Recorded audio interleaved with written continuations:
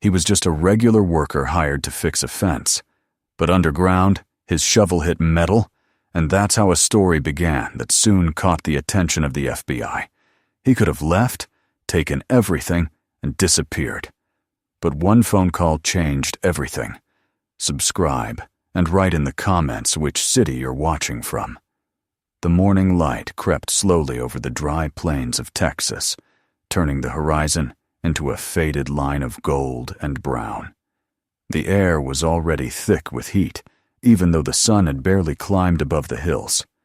Ray Miller sat inside his old Chevrolet Silverado, parked by the edge of a dusty field, where a broken fence stretched endlessly toward the horizon. The truck smelled of old leather and motor oil, and the coffee in his thermos was cold. He rubbed the back of his neck, feeling the stiffness that never really went away, and then reached for the work gloves on the dashboard. His hands were cracked from years of labor, the kind of hands that had forgotten what rest felt like. He stepped outside, and the dry wind carried the faint smell of grass and rust. Somewhere nearby, a tractor hummed like a faraway insect, but otherwise the land was silent. He took a deep breath, filled his lungs with the thick air, and let it out slowly. Another day, another stretch of fence to rebuild. The earth beneath his boots was hard, almost baked solid by the relentless sun. He thought about his wife, Kelly, and their 3 children still asleep back home in the small house near the edge of town. For a moment, he wished he could stay there, listening to the gentle hiss of Kelly's oxygen machine instead of the angry buzz of insects and the sound of his own shovel cutting into dry soil. But the bills didn't wait for wishes. Ray had been working since dawn, replacing old posts one by one, sinking them deep into the earth with the rhythm of someone who had done the same motion thousands of times before. His body knew the pattern so well, it no longer required thought. By noon, the back of his shirt was soaked with sweat, and dust clung to his face like another layer of skin. He leaned against the post he had just secured and stared out over the field. The grass shimmered in the heat like rippling water, and in that shimmering distance, he thought of home again, the way Kelly's frail voice always brightened when she heard the truck pulling into the driveway, the way little Emma ran out barefoot to greet him, leaving tiny footprints in the dust. When he finally drove back that evening, the world had turned a soft orange, and the shadows of the power lines stretched long across the road. The house looked the same as always, small, chipped paint on the siding, but clean. Inside, the familiar mechanical hiss of Kelly's oxygen filled the silence. The smell of disinfectant lingered faintly in the air. Kelly was sitting in her armchair near the window, her body thin beneath a worn blanket. Her eyes lit up when she saw him, and though her smile was tired, it was real. "You're late," she said through the soft hiss of the mask. "Fence took longer than I thought," Ray replied, setting his hat on the table. The children crowded around him, Jake, tall for 12, already trying to act like a man. Sarah, 8, with paint on her fingers from the little drawings she made every day. And Emma, the youngest, who climbed onto his lap as soon as he sat down. "Did you fix it all, Daddy?" Emma asked. "Almost," he said, brushing the dust from her hair. "A few more posts tomorrow." Kelly watched them quietly, her thin hands folded on her lap. Then she handed him an envelope. "This came from the hospital." Ray looked at it, but didn't open it right away. He already knew what it would say. Another bill, another reminder that time was running out. When he finally tore it open, the words blurred together under the flickering kitchen light. $13,480 due for the next round of treatment. Payment required within 30 days. He folded the paper without a word. "Maybe we can sell the truck," Kelly whispered. He shook his head. "If I sell the truck, I can't work. If I can't work, there's nothing to sell." The room fell silent except for the faint whir of the oxygen machine. The children sensed the heaviness and slowly drifted away to their rooms. Ray sat across from his wife, staring at the scarred table between them. The edges of the wood were smooth from years of use, and he remembered building it with his father in a better time, when the world seemed full of promise. "Something will come," Kelly said gently. "It always does." Ray wanted to believe her, but faith had become a luxury he could no longer afford. That night, he lay awake beside her, listening to the rhythmic hiss of air as she slept. Each breath sounded fragile, like it could stop at any moment. He closed his eyes and prayed silently, not for money, not for himself, but for just one more year with her. The next morning began like all the others. Ray's phone buzzed with a call from an old acquaintance, a local contractor who occasionally hired him for small jobs. There was a new offer. An abandoned ranch outside the county line needed its fence replaced. The pay wasn't great, but it was cash, and cash meant medicine. He agreed without hesitation. By mid-morning, he was driving down a dirt road that hadn't seen maintenance in years. The tires of his truck kicked up a storm of red dust as he followed the faded path toward a set of broken gates. Beyond them stood the remnants of a once grand property-collapsed barns, a dried-out water tank, and a farmhouse with boarded windows. He parked the truck, took his tools from the bed, and got to work. The sun was merciless, and the air shimmered above the cracked soil. He dug one hole after another, dropping the new posts into place and tamping down the dirt. Time passed unnoticed, swallowed by repetition. When he paused to wipe his brow, he realized there wasn't a single sound in the air. No birds, no distant vehicles, nothing but the whisper of wind moving through the dead grass. Late in the afternoon, as he swung his shovel into the ground to clear another hole, the blade struck something solid. The sound was sharp and metallic, different from the dull thud of rock. He frowned and knelt down, brushing the dirt aside with his gloved hands. The edge of something blue appeared beneath the soil, a curved surface, smooth and cold to the touch. He dug deeper until he uncovered the top of a large industrial barrel, the kind used for chemicals or fuel. The metal was rusted, but the lid looked intact, sealed with a heavy lock corroded from age. At first, he thought about leaving it. It wasn't his land, and he wasn't paid to dig up trash. But curiosity had its own weight. He fetched a length of chain from his truck, looped it around the barrel, and attached it to the hitch. The truck groaned as he eased forward, the tires spinning in the dirt until, with a heavy crack, the barrel broke free from the earth and tipped on its side. Dust billowed into the air, and Ray coughed, waving it away. The lock crumbled when he cut it with a bolt cutter. He hesitated before lifting the lid, feeling the odd heaviness of the moment, the same feeling he'd had when holding Kelly's diagnosis letter in his hands for the first time. Then he pried it open.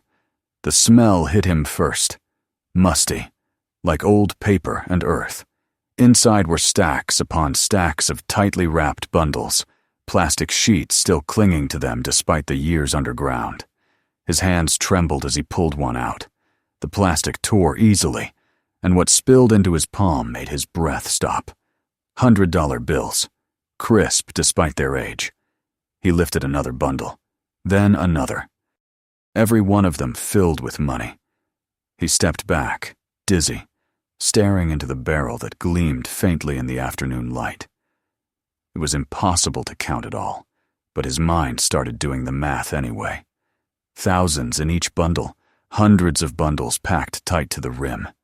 Millions.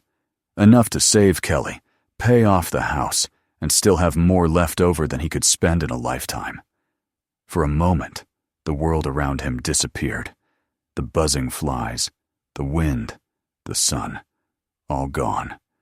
Only the barrel remained, and the thought of everything it could change. Then a memory surfaced, his father's voice, stern but steady. "Son, nothing buried in this world stays clean."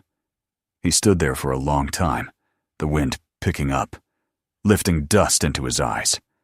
Finally, he placed the bundle back into the barrel, closed the lid, and dragged the chain over it. He covered it again with soil until only a faint mark remained on the ground. When he got into the truck, his hands were still shaking. The drive home felt longer than usual. Every turn of the wheel seemed to echo the question beating in his chest. What kind of man would walk away from that? When he finally reached his house, the lights were on, and through the window he saw his family gathered for dinner. Kelly looked pale but alive, her eyes meeting his through the glass. He sat in the truck for a moment, unable to move, the memory of the money pressing against his thoughts, like a secret he couldn't bear to hold. He reached into his pocket and pulled out a single bill he had taken without meaning to, a small proof that it had all been real. He stared at it, then folded it carefully and slipped it into the glove compartment. Inside the house, laughter broke through the window, warm and fragile. He finally opened the door, stepped into the night, and walked toward the light. Tomorrow, he told himself, he would decide what to do. But as he looked back once more at the truck, the faint glow of the dashboard reflected off the bill inside, and he knew sleep wouldn't come easy. That night, while Kelly's breathing filled the dark room with its soft mechanical rhythm, Ray lay awake, staring at the ceiling. The barrel buried in the field felt like it was under his bed instead, the weight of it pressing against his chest. He imagined what it would feel like to hand over the money at the hospital counter, to see Kelly walking without her mask, to tell the children that they were safe. Then he imagined the other possibility sirens, handcuffs, the look of disappointment in her eyes. He turned onto his side, closing his eyes, and whispered to himself, words that sounded hollow even as he said them. "I'll figure it out in the morning." Outside, the wind shifted, carrying with it the dry scent of the plains. Somewhere far away, the old fence creaked, as if the land itself remembered the secret he had tried to bury. The next morning began with a silence so thick it felt like the air itself was holding its breath. The house was still, the first light of dawn stretching across the floor in pale stripes. Ray sat at the kitchen table, staring at his hands, the calluses along his fingers lined with soil from yesterday's work. The smell of coffee drifted faintly from the pot, but he didn't touch it. His thoughts were fixed somewhere else, buried deep in the field miles away, inside that rusted barrel he had found and covered again. He had barely slept. The image of the money, wrapped neatly and pressed into stacks, had haunted him all night. When he closed his eyes, he saw it glowing in the darkness, the green edges glinting like something alive. Each time Kelly coughed in her sleep, the sound pierced through him like a reminder of the choice waiting in the ground. By the time dawn came, his decision felt less like a question and more like a wound that refused to heal. Kelly was still asleep in the next room, the soft hiss of her oxygen machine steady and rhythmic. Ray rose quietly, took his jacket from the chair, and stepped outside. The air was cool, heavy with dew, but he barely noticed it. He sat on the porch steps, watching the horizon slowly turn from gray to gold. The world looked peaceful, but inside him, everything was a storm.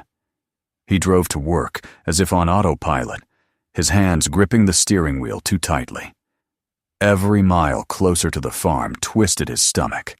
When he reached the old gates, the sight of the dry grass and the fence half finished felt unreal, as if he'd stepped into someone else's memory.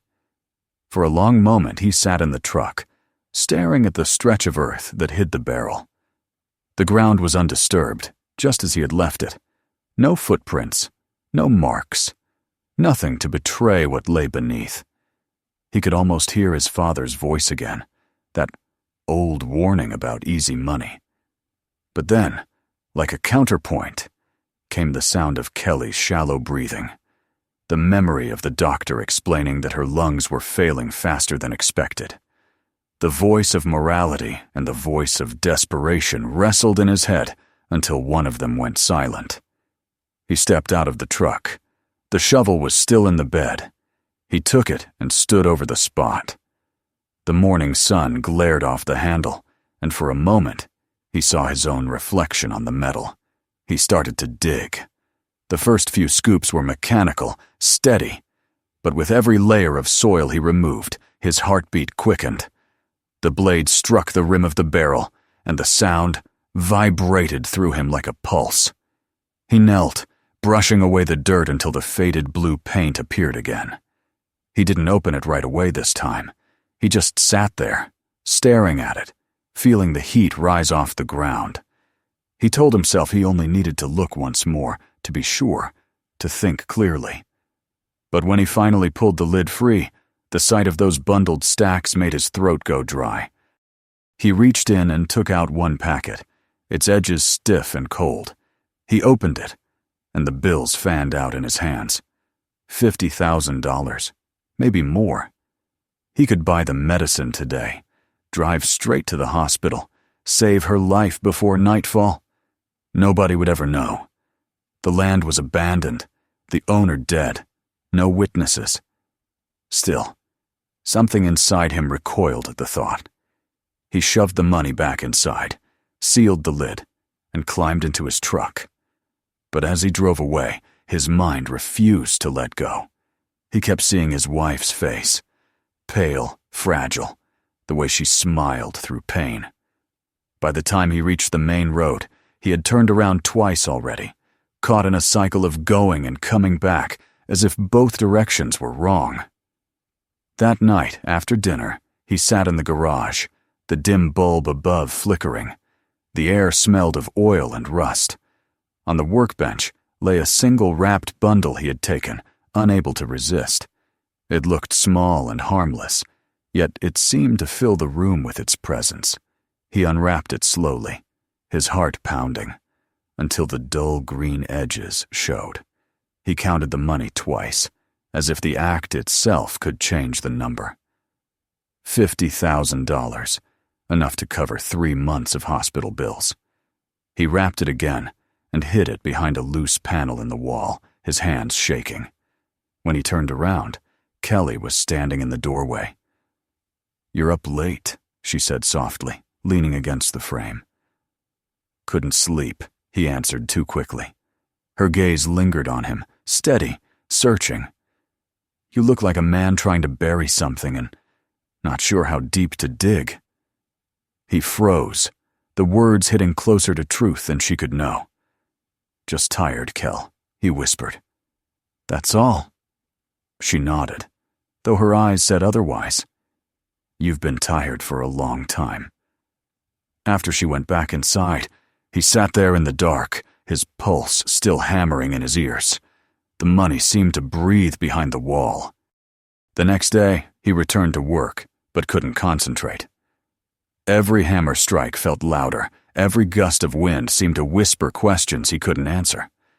He bought gas at a small station near the highway, and while waiting for the tank to fill, he glanced at the television mounted above the counter. A news anchor was talking about the revival of old cartel cases from the 1980s lost shipments, unclaimed cash, buried evidence resurfacing after decades. He stood frozen, the nozzle still in his hand, the hum of the pump filling the silence between the words. "Authorities believe millions in drug money remain hidden across rural Texas," the anchor said. "If discovered, such funds remain federal property and will be investigated as part of ongoing criminal cases." Ray's grip tightened. His throat felt dry. He left the gas station without finishing his coffee, the road ahead blurring as panic crept in. Those bills he had touched, the ones behind his wall, weren't just forgotten money. They were the ghosts of men who had killed to hide them. That evening, when he came home, the house felt heavier. Kelly was sitting by the window, the children playing on the floor beside her. The late sun painted the room in soft gold.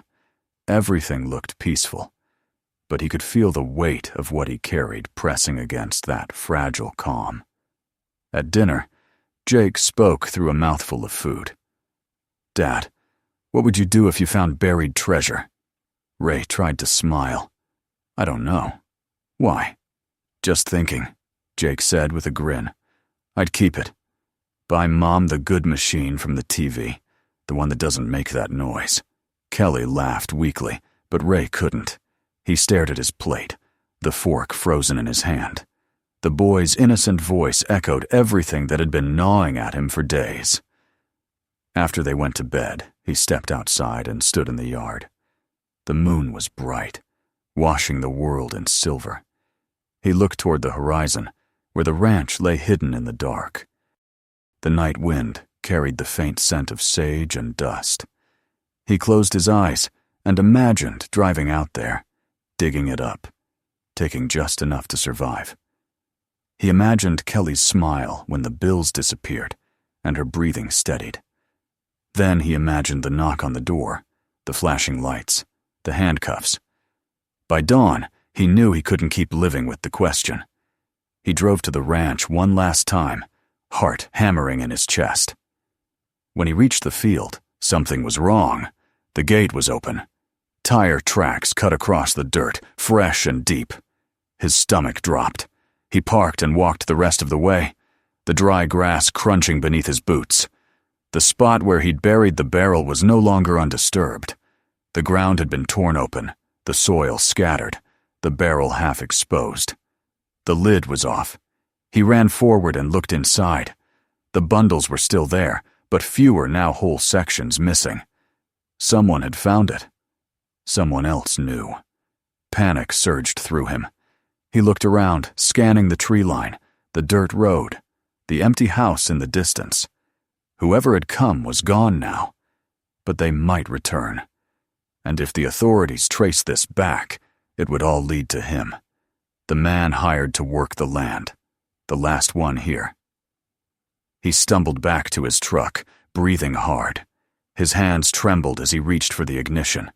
For several seconds, he just sat there, staring at the steering wheel, at the dust on his boots, at the life that could unravel with one wrong move. Then he picked up his phone. The call connected after 2 rings. "Sheriff's office," a voice said. Ray swallowed hard. "This is Ray Miller," he managed. "I found something out on the old Denton ranch. You'd better come take a look." He hung up before the dispatcher could ask questions. The weight on his chest lifted slightly, but not enough to feel like freedom. He drove back home, each mile stretching into eternity. When he finally walked through the door, Kelly was at the table, her hands wrapped around a mug of tea. "You called someone," she said softly, reading his face. He nodded. "Yeah, then it's done."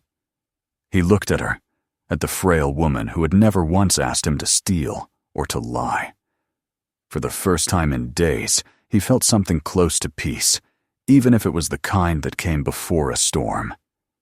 The following afternoon, the property was surrounded by local police cars, their lights flashing red and blue against the pale fields. Federal agents arrived soon after, setting up markers and photographing the scene.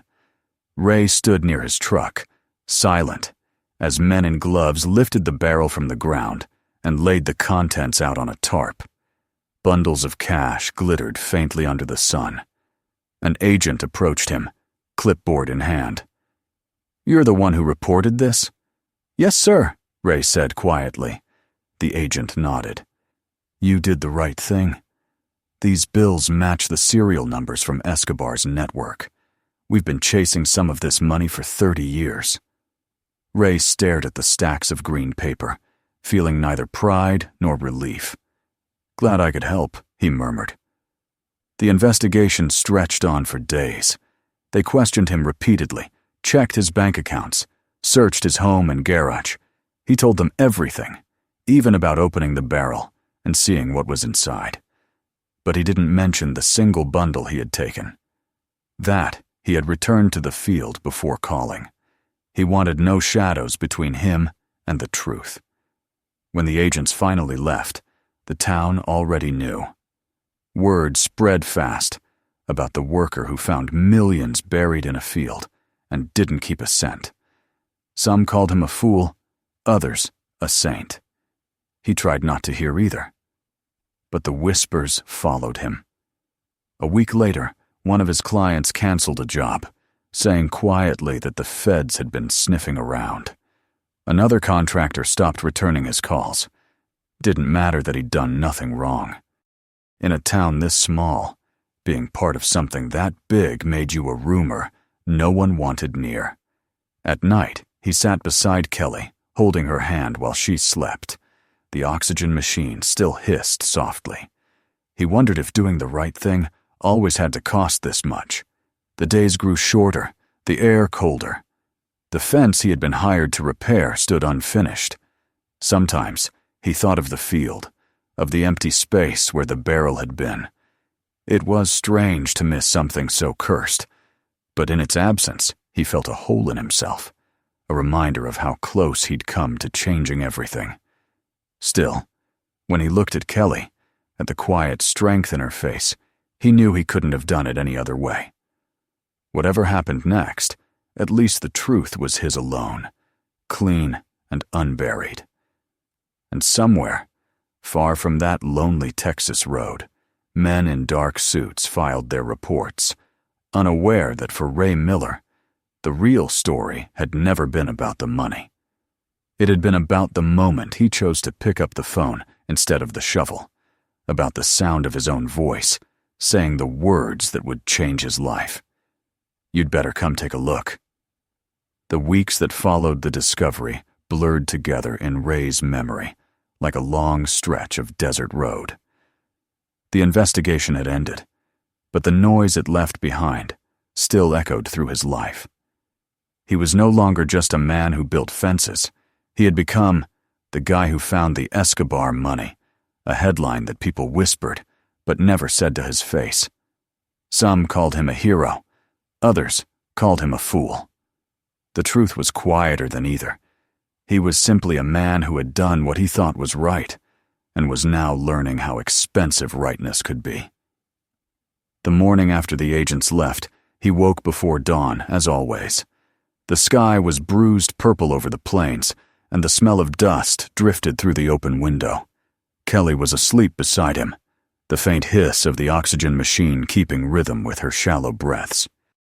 He lay there for a while, staring at the cracked ceiling, trying to feel at peace. But the weight inside him hadn't lifted. It had only changed shape. The phone rang later that day. A local reporter wanted to do an interview. Ray hung up before she could finish her sentence. He turned off the television when the story appeared on the evening news, showing an image of men in suits standing beside a tarp covered in cash. The anchor said his name like it meant something noble, but all he could think about was the way people in town would look at him now. Not as a man, but as a curiosity. Someone who had stared fortune in the face and walked away. He returned to work, but it wasn't the same. The rancher who'd hired him for the next project never called back. Another contractor said quietly that the feds asking questions spooked folks. His reputation, clean as it was, had become a shadow. He took smaller jobs patching roofs, hauling lumber, fixing gutters. The money wasn't enough. The mortgage notice on the kitchen counter turned red, and the hospital sent another letter demanding payment for Kelly's treatment. She tried to hide her worry. She sat by the window in her chair, the afternoon sun painting her face in pale gold. "We'll figure it out," she said every time he came home with nothing new to tell her. He nodded, even when he knew there was nothing left to figure out. One night, he came home late, exhausted from another fruitless day of knocking on doors. The children were asleep. The house was quiet except for the mechanical sigh of the oxygen concentrator. He stood by the doorway, watching Kelly as she slept, and for the first time, he allowed himself to think that maybe he had made the wrong choice. Not because of greed, but because of what doing the right thing had cost them. He imagined that other version of himself, the one who had taken the money, fixed the house, bought the medicine, and never told anyone. That man's life looked clean and easy from a distance. But deep down, Ray knew he could never live with that secret. The guilt would have eaten through him, slow and silent like rust. Still, the thought stayed with him through the long nights. 2 months passed. Kelly's condition worsened. The doctor told him her lungs were failing faster than expected, and that the new treatment was their last chance. The price was impossible. Ray stood outside the hospital afterward, staring at the white walls that gleamed under the sun, feeling like they were mocking him. He didn't cry, he hadn't in years, but something inside him broke quietly. The following week, the final notice from the bank arrived. 90 days to vacate the property. He didn't tell Kelly. Instead, he folded the letter and slipped it into the glove compartment, beside the faded $100 bill he had kept from the barrel. The paper had yellowed at the edges, a ghost of a choice that still watched him. He worked odd jobs until his body gave out. One evening, after replacing a section of roof for a man who barely paid him half, he sat in his truck and stared at the steering wheel until the world blurred. When he finally started the engine, he didn't drive home. He drove aimlessly through the empty back roads until the sky turned black. The headlights cut through the dust, and somewhere along the way, he found himself near the ranch again. The land was quiet, swallowed by night. He parked by the old gate and stepped out. The wind carried the dry scent of grass and earth. He stood there, hands in his pockets, staring into the darkness where the barrel had once been. Nothing remained but a shallow depression in the ground, half filled with weeds. He felt like he was looking at a grave. When he returned home that night, Kelly was awake, her eyes bright despite the fatigue. She looked at him for a long moment and then said softly, "You did the right thing, Ray, even if the world doesn't see it." He didn't answer. Instead, he took her hand and held it until she drifted back to sleep. Days turned into weeks, each one heavier than the last. Then, one morning, when he least expected it, a letter arrived with a federal seal on the envelope. The handwriting on the front was clean, typed in block letters. Department of Health and Human Services. He opened it slowly, half expecting another demand for payment. But as he read, his eyes widened. The letter stated that his wife's medical case had been reviewed under a new federal program for rare pulmonary diseases. Kelly had been approved for full coverage treatment, equipment, and hospital care. It wasn't charity, it was law. Her name had been placed on a list after public records highlighted her spouse's cooperation in a federal criminal investigation. Ray sank into the chair, the letter trembling in his hands. He read it again, then a third time, making sure he hadn't misunderstood. It was real. The government had finally done something right. When he went to the hospital that afternoon, Kelly was sitting by the window as usual. The nurses were adjusting her new portable oxygen unit, sleek, quiet, and efficient. She looked up when he entered, confusion crossing her face at first, then joy. "They said I'm part of a program," she whispered, her voice breaking. He nodded, smiling through tears he hadn't planned on shedding. "They'll take care of you now, all of it. We don't have to worry anymore." She reached for his hand. "You see? Sometimes doing good does come back around." He wanted to tell her about the nights he had doubted, about the dreams where he dug that barrel up again, about the fear that had never quite left him. But instead, he squeezed her hand and said, "I guess it does." The next few months passed quietly. The treatments worked. Kelly grew stronger, her color returning, her laughter echoing softly through the small house. The children went back to playing in the yard, their laughter chasing away the heaviness that had hung over them. Ray found work again, steady, honest work. The county offered him a maintenance contract after hearing his story, something about trustworthy character in the official paperwork. The irony wasn't lost on him. The same truth that had once cost him everything had now given him a way forward. On a mild spring morning, he stood beside a new stretch of fencing he'd been hired to repair. The sun was warm, the sky wide and blue. The hum of an engine approached from behind. When he turned, a black SUV pulled to the side of the road. A man stepped out, a federal agent he recognized from the day of the discovery. The man walked over, extending his hand. "Miller," he said, smiling faintly. "Glad to see you still fixing fences." "Somebody's got to keep the line straight," Ray replied. The agent nodded. "You know, we never did say thank you properly. Those records you helped uncover tied into 3 unsolved cases. You did good." Ray shrugged, glancing toward the horizon. "Just did what I was supposed to." The agent smiled again, then got back in the SUV and drove off. The sound of the engine faded until there was only the wind. Ray leaned against the fence, wiping the sweat from his brow. The field stretched endlessly before him, golden and calm. Somewhere beneath that same soil, other secrets probably slept, old, dark, and forgotten.